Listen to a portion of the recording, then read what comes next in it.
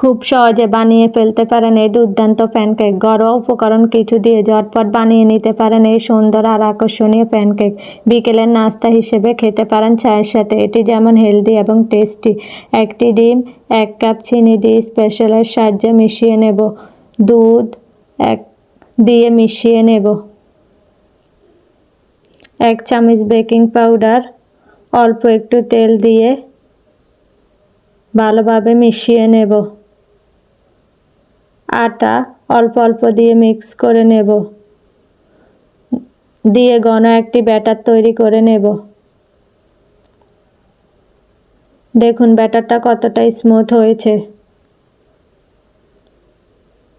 প্যানটা হালকা গরম করে 1 চামচ ব্যাটার দিয়ে এপাশ ওপাশ 2 মিনিট ফ্রাই করে নিলে তৈরি হয়ে গেল মজাদার প্যানকেক।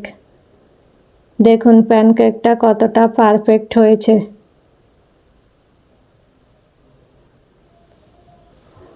এভাবে আমি সবগুলো প্যানকেক বানিয়ে নিব। অবশিষ্ট অল্প একটু ব্যাটার দিয়ে নামটা লিখেই নিলাম। প্যানকেকগুলো দেখতে কেমন হয়েছে জানাবেন।